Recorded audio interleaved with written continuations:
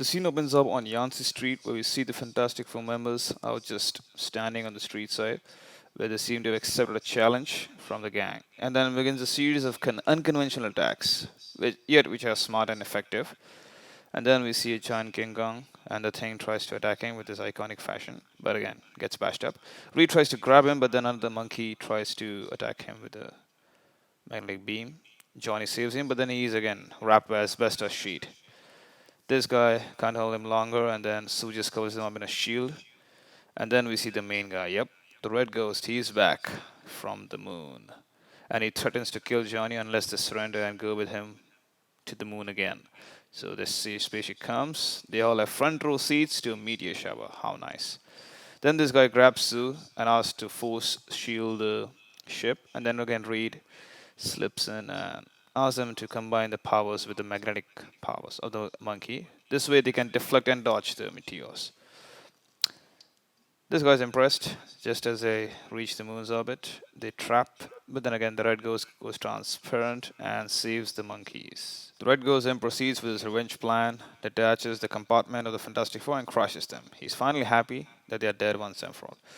Sue's force with limited O2 supply. Reed then sees a place where they can go which has supply of air. Now it is too far, so then Ben begins to punch with a limited supply of air, and just when she's out of breath, he punches the last hole.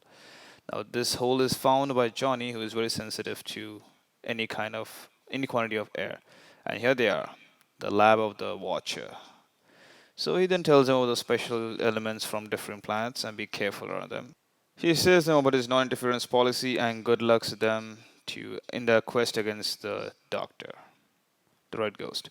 This guy is happy to leave to Earth and claim Earth and rule the whole world, but then again he's pulled back to Moon. That's right. His rocket thrusters don't work anymore, and he crashes onto Moon safely, obviously.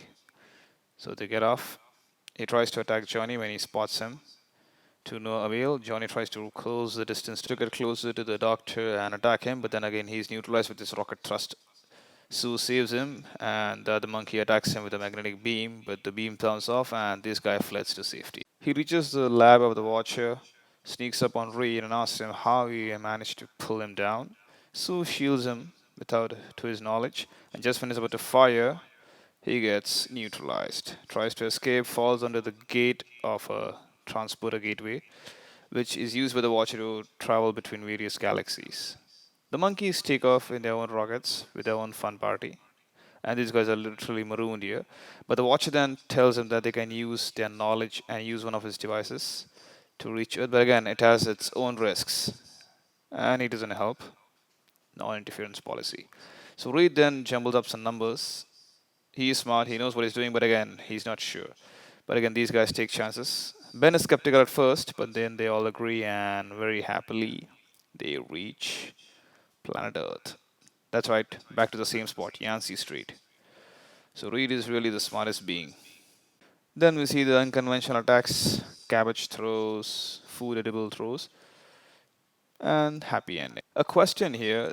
The monkeys also came to Earth with the Fantastic Four in the previous encounter with the Red Ghost. So I'm thinking these monkeys go dormant or whatever their own activity on their own. But when they find their master, they begin to serve him.